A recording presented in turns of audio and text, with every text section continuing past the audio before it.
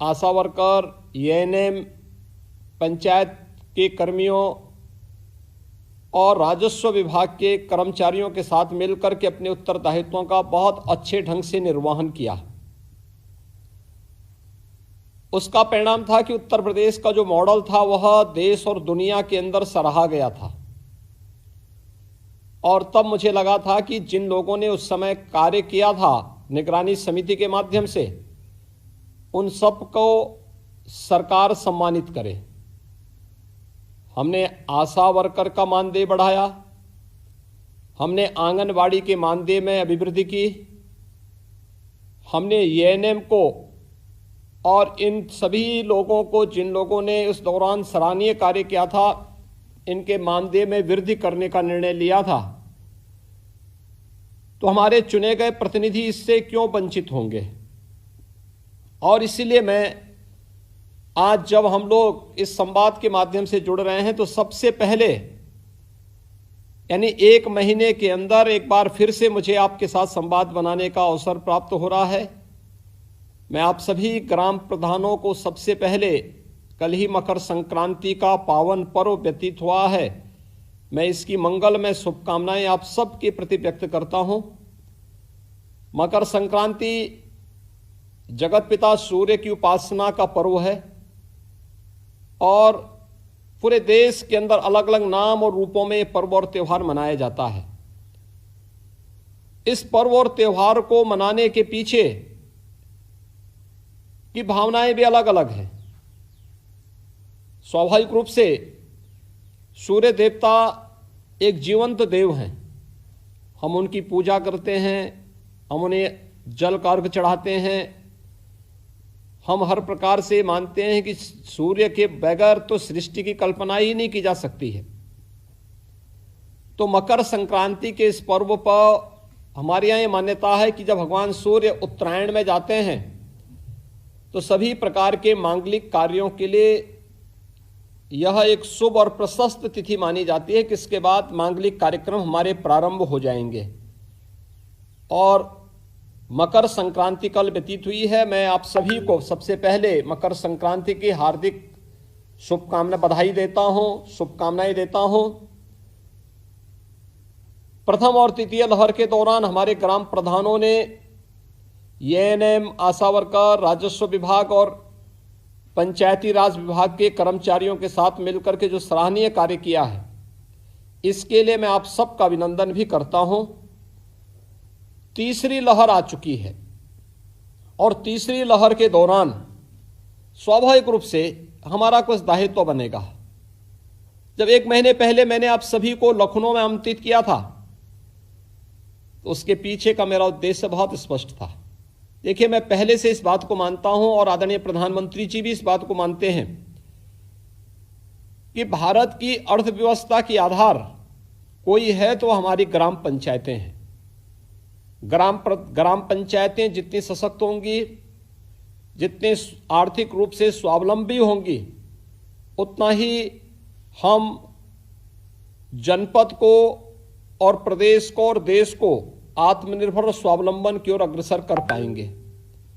और उसी स्वावलंबन के लक्ष्य को प्राप्त करने की दिशा में हमारी सरकार ने तय किया कि हर ग्राम पंचायत में अगर प्रदेश स्तर पर और केंद्र सरकार के स्तर पर विकास की धुरी का केंद्र बिंदु राज्य सरकार का सचिवालय, केंद्र सरकार का सचिवालय होता है, तो ग्राम पंचायत भी विकास की नींव है।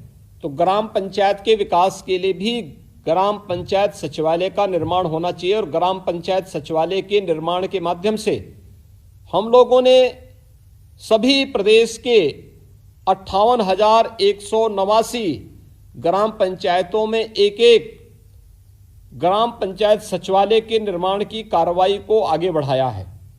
और मुझे प्रसन्नता है कि सभी ग्राम पंचायतों में सचिवालय के कार्य पूरे हो गए हैं। उसमें साज सज्जा की व्यवस्था, उसमें कंप्यूटर और इंटरनेट की व्यवस्था वर्तमान में की जा रही है। इसके पीछे का ध्येय एक ही है कि इसका लाभ गांव के लोगों को मिले और हमारे गांव भी स्मार्ट बनने की ओर अग्रसर हो सके।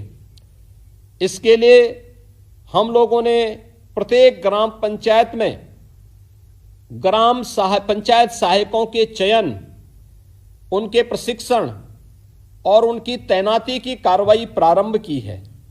56,266 पंचायत सहायक के लिए माह दिसंबर का उनका मानदेय यह हम लोग जनवरी माह में दे रहे हैं, जिन्हें 6,000 रुपये हर महीने उपलब्ध करवाए जा रहे हैं और वह पैसा उनको उपलब्ध करवाया जा रहा है। अब तक 23,000 ग्राम पंचायतों में इस मानदेय का भुगतान हो भी चुका है। हम लोगों ने प्रदेश के अंदर पंचायतों को वित्तीय रूप से, प्रशासनिक रूप से और तकनीकी रूप से सशक्त करने और उनके अधिकारों में, ग्राम प्रधान के अधिकारों में बढ़ोतरी करने, ग्राम पंचायतों के अधिकारों में बढ़ोतरी हो, इसके लिए भी कार्रवाई की थी, जिसके लिए हमारे सभी ग्राम प्रधानगण लखनऊ में आए थे और जिसको उस समय उन्होंने बहुत अच्छे ढंग से यहां के कार्यक्रम को बड़े अच्छे ढंग से उन्होंने आगे बढ़ाने का कार्य भी किया था। हम लोगों ने ग्राम प्रधानों को अधिकार दिया है कि वे ग्राम पंचायत के कार्यों की विस्तृत कार्य योजना बनाने, डीपीआर बनाने, एमबी कराने हेतु निजी क्षेत्र के डिग्री और डिप्लोमाधारी जो आर्किटेक्ट हैं उनको इम्पैनल्ड करने की कार्रवाई वर्तमान में की जा रही है। और ये अधिकार हम ग्राम पंचायतों को देने जा रहे हैं कि वह अब आवश्यक नहीं कि आरईएस के, जेईई के ही उसमें पड़े रहें। पीडब्ल्यूडी के अलावा सिंचाई विभाग नहीं तो नगर विकास विभाग के लोग नहीं हैं, तो निजी क्षेत्र के भी आर्किटेक्ट या फिर इंजीनियर, सिविल इंजीनियर जिन्हें इन कार्यों का अनुभव है, उन लोगों की सेवाओं को लेकर के वे लोग अपनी ग्राम पंचायत की एमबी बनाने और वहां की कार्य योजना को बनाने में उनकी सेवाएं ले सकते हैं, उनका मानदेय दे सकते हैं। उस आधार पर एक मेरिट के आधार पर अपने कार्यों को ससमय संपन्न कर सकते हैं। एक बहुत बड़ा अधिकार ये हमने ग्राम पंचायतों को दिया है। 50 करोड़ से ग्राम पंचायत कोष की स्थापना भी की गई है और जिसमें अगर दुर्भाग्य से कभी किसी की आकस्मिक मौत होती है, जिसमें जिला पंचायत अध्यक्ष, ब्लॉक प्रमुख और ग्राम प्रधान के लिए 10 लाख रुपए, सदस्य जिला पंचायत को 5 लाख, सदस्य पंचायत को, क्षेत्र पंचायत को 3 लाख और सदस्य ग्राम पंचायत को 2 लाख, यानी उनके वारिसान को उनको एक सुरक्षा बीमा का कवर देने की व्यवस्था भी राज्य सरकार बनाने जा रही है और पहली बार यह व्यवस्था बनने जा रही है। यानी देश के किसी भी अन्य राज्य में व्यवस्था नहीं जो उत्तर प्रदेश ने अपने यहां लागू की है। और आपके कार्यों को ही अप्रिशिएट करते हुए सरकार ने तय किया कि ग्राम प्रधान का मानदेय अब 5,000 रुपये होगा, क्षेत्र पंचायत प्रमुख का 11,300, जिला पंचायत अध्यक्ष का 15,500, जिला पंचायत सदस्य का प्रति बैठक 1,500, सदस्य क्षेत्र पंचायत का 1,000 प्रति बैठक और ग्राम पंचायत सदस्य को भी अब 100 रुपये प्रति बैठक यह मिला करेगा। यह व्यवस्था भी राज्य सरकार ने पहली बार की है और बड़े पैमाने पर इसका लाभ और एक प्रोत्साहन उनको वहां तक बैठक में जाने, बैठक में भाग लेने, बैठक की कार्रवाई का हिस्सा बनने का प्राप्त होगा। ये एक व्यवस्था भी राज्य सरकार ने की है और उत्तर प्रदेश देश का पहला राज्य है जो अपने पंचायत प्रतिनिधियों को पूरा अधिकार दे रहा है, कार्य की एक स्वतंत्रता दे रहा है। पंचायत सचिवों के प्रभावी तैनाती हेतु हम लोगों ने प्रदेश में 15,000 क्लस्टर भी तैयार किए हैं। जो हमारी 58,189 ग्राम पंचायतें हैं, इसको 15,000 क्लस्टर में हम लोगों ने तैयारी करके और ग्राम सचिवों की तैनाती, पंचायत सचिवों की तैनाती भी वहां पर इस रूप में की है। ग्राम पंचायतें स्वयं भी मनरेगा के कार्यों को कराने, अपने डिजिटल हस्ताक्षर से भुगतान कराने का कार्य करें, इस दिशा में भी सरकार आगे बढ़ रही है। और हम लोगों ने लखनऊ की मोहनलालगंज विकासखंड के अहरोली और विकासखंड हरदोई में भी यह कार्रवाई हम लोगों ने अहरोली विकासखंड हरदोई में और मोहनलालगंज विकासखंड लखनऊ में इस कार्रवाई को हम लोगों ने आगे बढ़ाया है।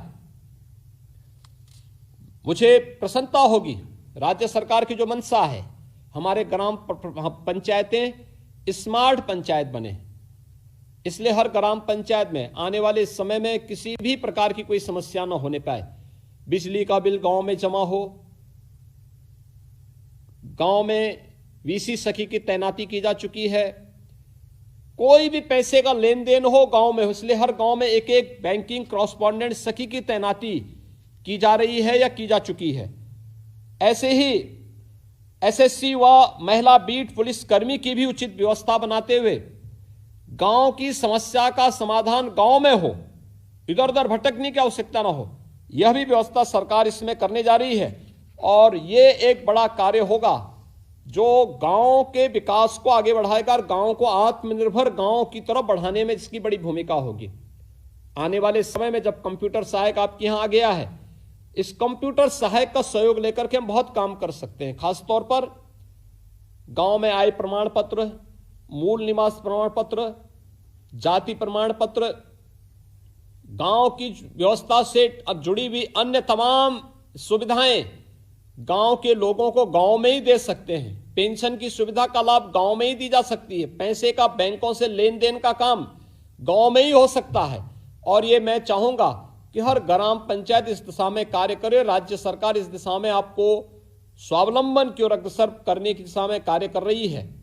मेरी आप सभी ग्राम प्रधानों से कुछ बातों के लिए अनुरोध होगा। एक, ये तीसरी लहर आ चुकी है और इस तीसरी लहर के दौरान आपकी बड़ी जिम्मेदारी है, क्योंकि एक ग्राम प्रधान एक गांव का कस्टोडियन भी होता है, गांव का अभिभावक होता है। अपनी ग्राम पंचायत के अभिभावक के रूप में आपकी एक बड़ी जिम्मेदारी है और जिम्मेदारी इस बात को लेकर के कि एक तीसरी लहर के दौरान अपनी गांव पे निगाह रखना। गांव की निगरानी रखने की वजह के लिए पहला हमारा प्रयास होना चाहिए कि निगरानी समिति से जुड़े हुए जितने भी लोग हैं, आंगनवाड़ी, आशा वर्कर, एएनएम, पंचायत के प्रतिनिधि, यानी जितने भी आपके पंचायत के प्रतिनिधि होंगे, पंचायत के कर्मचारी होंगे, राजस्व विभाग के उस गांव के उससे जुड़े हुए कर्मचारी होंगे, इन सब की एक टीम बनाना जो पहले से बनी हुई, इसको एक्टिव करना, घर घर सर्वे करना। सर्वे में दो चीजें, एक, कोई व्यक्ति बाहर से तो नहीं आया है, सूची बना देना। दूसरा, कितने लोग हैं जिनमें कोई लक्षण है बुखार के, सर्दी जुकाम के, खांसी के या कोई अन्य मामले, उनकी सूची तैयार करना। तीसरा, कितने लोग हैं जो 15 साल से ऊपर के हैं, 15 साल से ऊपर आयु के लोगों को कितने ऐसे लोग हैं जिनको वैक्सीन की डोज दी जा चुकी, वैक्सीन लग चुकी है। 15 से 17 का तो अभी प्रारंभ हुआ है, लेकिन शेष अन्य लोगों को वैक्सीन लगाने की व्यवस्था क्या है? 18 साल से ऊपर के लोगों ने, कितने लोगों ने वैक्सीन ले लिया है? पहली डोज कितने लोगों ने ली है? दूसरी डोज कितने लोगों ने ली है? 15 से 17 वर्ष के लोगों में कितने लोगों ने पहली डोज ले ली है? और एक चौथी डोज भी आई है, चौथी भी प्रकार की कैटेगरी है, वह है कि आपके गांव में कोरोना वॉरियर्स जो होंगे, एएनएम है, आशा वर्कर है, आंगनवाड़ी है, हेल्थ वर्कर हैं, या फिर आपकी ग्राम पंचायत में 60 साल से ऊपर के कोई बुजुर्ग होंगे जो किसी गंभीर बीमारी से पहले से पीड़ित होंगे। इन सब की सूची बनाना और सूची बना करके उस सूची को अपने एएनएम को उपलब्ध करवाना कि इन लोगों ने इतनी डोज, पहली डोज ले ली है, इतने लोगों ने दूसरी डोज ले ली है, इतने 15 से 17 वर्ष के नौजवानों ने, इतने लोगों ने डोज ली है, इतने लोग बचे हुए हैं, और 60 साल से ऊपर के लोग इतने हैं जिन लोगों ने अभी तक प्रिकॉशंस डोज यानी बूस्टर डोज इतने लोगों ने ली है। यह एक तो सूची तैयार करना। संदिग्ध व्यक्ति को, यानी कोई बाहर से आया है, सर्दी जुकाम खांसी बुखार कुछ भी है, उसको मेडिसिन किट उपलब्ध करवाना।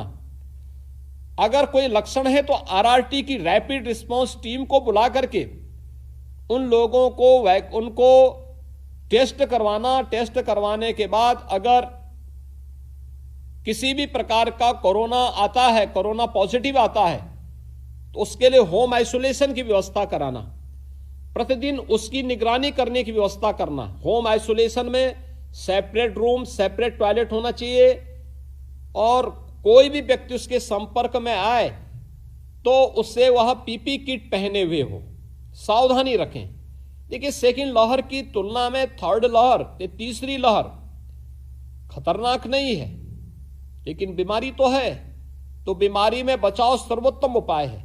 हम बचाव के लिए सतर्कता और सावधानी आवश्यक, और इसलिए मैं अनुरोध करूंगा कि जैसे सहारनपुर में दूसरी लहर के दौरान में गया था, और एक ग्राम पंचायत में एक महिला ग्राम प्रधान मुझे मिली थी जो नई चुनी गई थी, और उस समय मैंने देखा था उनके साहस को भी और उनके सराहनीय कार्य को भी। मैंने कई ग्राम प्रधानों के कार्यों को उस दौरान देखा था। गांव में एक पॉजिटिव व्यक्ति था जिसको कोरोना पॉजिटिव हो गया था। मैंने उस समय उसको देखा था कि वह व्यक्ति घर में रहने की व्यवस्था, सेपरेट रूम नहीं थी, अलग से रूम और टॉयलेट नहीं था। तो ग्राम प्रधान उन्हें ग्राम पंचायत घर में लेके आई थी, वहां रखा हुआ था, अपने घर से नियमित रूप से भोजन उनको करवाती थी, और यह नियमित क्रम चल रहा था।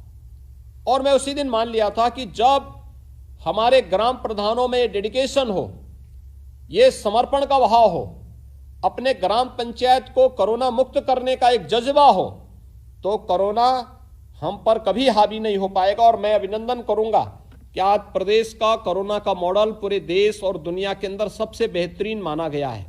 और आज मैं चाहूंगा कि आपसे मैंने इन चीजों के लिए कहा है कि एक तो इन कार्यों के लिए को लेकर के एक तो हम लोग तत्काल कार्रवाई करें।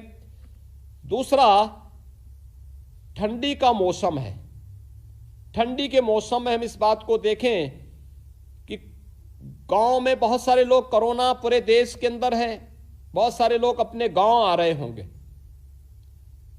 राशन कार्ड यद्यपि सबके बने हुए हैं, फिर भी अगर कोई वंचित है तो उसको लिए राशन कार्ड की व्यवस्था बनवाना, नहीं है उसके राशन की व्यवस्था करना।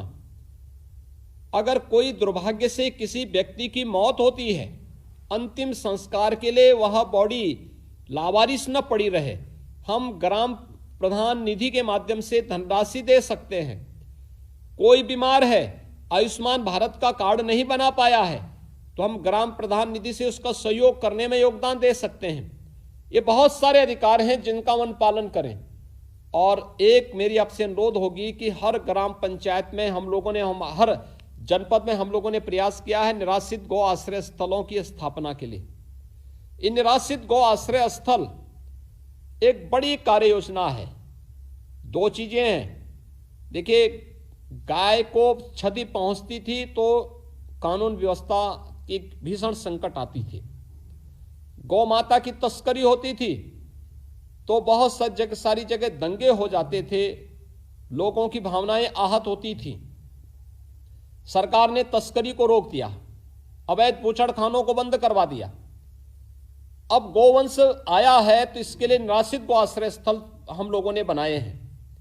निराश्रित गौ आश्रय स्थल में 3 प्रकार की योजनाएं सरकार की चल रही हैं। एक योजना चल रही है जिसमें सरकार ने निराश्रित गौ आश्रय स्थल खोले हैं, जितने भी निराश्रित गौ आश्रय स्थल हैं उनमें गोवंश को ला करके उसकी देखभाल की जा रही है। दूसरा है सहभागिता योजना, जिसमें गांव का कोई व्यक्ति अगर निराश्रित गौ आश्रय स्थल से किसी गोवंश को अपने पास ले जाकर के उसकी देखभाल करना चाहता है तो वह अपने घर में ले जाकर के उनकी देखभाल कर सकता है, उनकी सेवा कर सकता है, और हर गोवंश का उसे 900 रुपये दिया करेंगे। यह सरकार की योजना का हिस्सा है। लगभग 1 लाख गोवंश ऐसा विभिन्न ग्राम पंचायतों में किसानों के पास हैं। एक किसान को 4 गोवंश तक देने की व्यवस्था। आप सोचिए कि किसी गांव में एक किसान 4 गोवंश की देखभाल कर रहा है तो 3600 रुपये उस परिवार को मिल जाएंगे। 3600 रुपये परिवार को मिलेंगे भी, और इस गोवंश से जो गोबर निकलेगा, गोमूत्र निकलेगा, अगर वो ब्याती उसका दूध उस परिवार का स्वयं का होगा। लेकिन गाय की सेवा करें, गौ माता की देखभाल करें, गौ माता की सेवा का पुण्य भी मिलेगा और अन्य चीजें भी उसको फ्री में मिल जाएंगी। तीसरी योजना है कुपोषित परिवारों को एक एक ब्याई हुई गाय उपलब्ध करवाना। यानी जो कुपोषित परिवार हैं उन लोगों की सूची होगी आपके ग्राम पंचायत में, आंगनबाड़ी के पास। आंगनबाड़ी से उस सूची को लेकर के जिस परिवार में कुपोषित माता है, कुपोषित किशोरी कन्या है, कुपोषित बच्चा है, उस परिवार को निराश्रित गौ आश्रय स्थल से एक एक कोई ब्याही हुई गाय उपलब्ध कराना और वह परिवार उसकी देखभाल करे। इसके बदले सरकार उन्हें 900 रुपये हर महीने उपलब्ध कराती है उस गौ सेवा के लिए। भाइयों बहनों, ये इतनी अच्छी 3 प्रकार की योजनाएं हैं। अगर इन 3 योजनाओं को हम गांव में लागू कर देंगे तो ये अन्ना पशु या छुट्टा पशुओं की समस्या या निराश्रित गौ आश्रय गोवंश की जो समस्या है इसका पूरी तरह समाधान हो सकता है। अपनी अपनी ग्राम पंचायतों में इस जिम्मेदारी को हमें लेना होगा। अगर हम लोग ले लेंगे तो एक बहुत बड़ी समस्या का समाधान हम लोग कर देंगे। किसानों की फसलों को भी हम बचा देंगे और इसके माध्यम से गांव में अनावश्यक तनाव की स्थिति जो पैदा होती है इसका भी समाधान हम लोग कर देंगे। मेरे आप सबसे अपील होगा कि वर्तमान में कोरोना महामारी से बचाव करने प्रदेश के अंदर 15 करोड़ लोगों को हम लोग फ्री में अन्न योजना दे रहे हैं। खाद्यान्न डबल इंजन की सरकार है, डबल डोज भी दे रहे हैं। यानी केंद्र सरकार के द्वारा हर परिवार को 5 किलो अन्न हर यूनिट पे उपलब्ध कराया जा रहा है और हमारी सरकार के द्वारा अंत्योदय कार्ड धारकों को 35 किलो खाद्यान्न, 1 किलो दाल, 1 किलो खाद्य तेल, 1 किलो चीनी, 1 किलो नमक उपलब्ध करवाया जा रहा है। अंत्योदय परिवार बहुत सारे ऐसे होंगे जो कोटे की दुकान पे नहीं आ सकते। मेरा अनुरोध होगा उनके घरों तक खाद्यान्न पहुंचाने का योगदान आप करेंगे तो पुण्य के भागीदार होंगे। दूसरा, पात्र गृहस्थी परिवारों को प्रति यूनिट हम लोग 5 किलो खाद्यान्न उपलब्ध करवा रहे हैं। इसमें गेहूं या चावल या कुछ आधा गेहूं आधा चावल उपलब्ध करवाते हैं। अगर 9 परिवार किसी कार्ड में हैं, 9 यूनिट हैं तो 45 किलो खाद्यान्न मिल जाएगा, 7 हैं तो 35 किलो मिल जाएगा, 5 है तो 25 किलो खाद्यान्न मिल जाएगा। 1 किलो दाल, 1 किलो खाद्य तेल, 1 किलो नमक उस परिवार को उपलब्ध करवाया जा रहा है। मेरा अनुरोध होगा पर्याप्त मात्रा में खाद्यान्न का आवंटन है, हर परिवार को यह सुविधा उपलब्ध हो जो पात्र गृहस्थी या अंत्योदय कार्ड धारक हैं। शेष जो अन्य निराश्रित परिवार हैं जिनका कार्ड नहीं बन पाया है उन लोगों को उपलब्ध करवाने के लिए आप लोग जिला प्रशासन से भेजें तो वहां से यह सुविधा उपलब्ध हो जाएगी। ये सभी सुविधाएं अगर हम अपने गांव में कराएंगे तो देखिए इसका लाभ ग्राम प्रधानों को प्राप्त होगा, यशस्वी आपका जीवन होगा और एक महामारी के खिलाफ देश की लड़ाई को हम आगे बढ़ाने में सफल होंगे। दूसरा, ICCC में इन सूचनाओं को देना कि कौन आपके गांव में कोरोना पॉजिटिव है, उसकी स्थिति क्या है, उसको मेडिसिन किट मिली कि नहीं मिली है, वैक्सीन कितने लोगों ने लिया है, कितने लोग बचे हुए जिनको वैक्सीन देना है, पहली डोज कितने लोगों को अभी लेना बाकी है, सेकंड डोज लेना कितने लोगों को बाकी है, बूस्टर डोज कितने लोगों को लेना है। अगर ये सभी डाटा अगर आप ग्राम पंचायत के माध्यम से तैयार करेंगे बहुत बड़ा पुण्य का कार्य होगा। और मेरी आप सबसे अपील होगी, देखिए स्वच्छता के लक्ष्य को प्राप्त करने के लिए बीमारी को समाधान होना बहुत आवश्यक है और बीमारी के समाधान के लिए स्वच्छता के समाधान का देखिए प्रधानमंत्री जी ने हर घर शौचालय बनाने की योजना लागू की। आज आप देखते होंगे बहुत सारी बीमारियां समाप्त हो गई। हम पूर्वी उत्तर प्रदेश में देखते थे गोरखपुर, महाराजगंज, कुशीनगर, देवरिया, सिद्धार्थनगर, संत कबीर नगर, बस्ती, बलरामपुर, गोंडा, श्रावस्ती, लखीमपुर खीरी से लेकर के सहारनपुर तक हम लोग देखते थे इंसेफ्लाइटिस से हजारों मौतें होती थी। हर वर्ष हजारों मौतें होती थी। आज शौचालय की योजना घर घर बनी स्वच्छ भारत मिशन में, आज मौत पूरी तरह समाप्त हो गया है। इंसेफ्लाइटिस से होने वाली मौतें पूरी तरह समाप्त हो गई। शुद्ध पेयजल के अभाव में बहुत सारी मौतें होती थी, आज हर घर नल योजना हम लोग लागू कर रहे हैं। कितना बड़ा कार्य हो रहा है, और मैं चाहूंगा कि ये जो बड़ा कार्य है आप इसकी धुरी हैं। अगर हमारा देश स्वस्थ और सशक्त होना है तो हमें अपनी ग्राम पंचायतों को सशक्त और स्वस्थ बनाना पड़ेगा। और ये स्वच्छता भारत मिशन, हर घर नल योजना, कोरोना में निगरानी समितियों के साथ जुड़ करके बहुत बेहतरीन प्रदर्शन करना, ये सभी कार्य अगर आप सब मिलकर के करते हैं तो मुझे लगता है कि हम अपने गांव को स्वच्छ, सुंदर, स्वस्थ और सशक्त बनाने और आत्मनिर्भरता के लक्ष्य को प्राप्त करने में हमें सफलता प्राप्त होगी। आज मुझे 5 ग्राम प्रधानों के साथ संवाद बनाने का अवसर प्राप्त हुआ, जिसमें लखनऊ से वीरेंद्र शुक्ला जी से, चंदौली से श्रीमती नीलम अहोरी से, बिजनौर से श्री राहुल कुमार जी से, मेरठ से श्री परमिंदर सिंह जी से, हाथरस से सुश्री प्रियंका तिवारी जी से मुझे संवाद बनाने का अवसर प्राप्त हो रहा है। मेरा इच्छा थी कि सभी 58,189 ग्राम प्रधानों के साथ मैं सीधे संवाद बनाऊं, लेकिन मेरी सीमा है, आपकी भी एक सीमा है।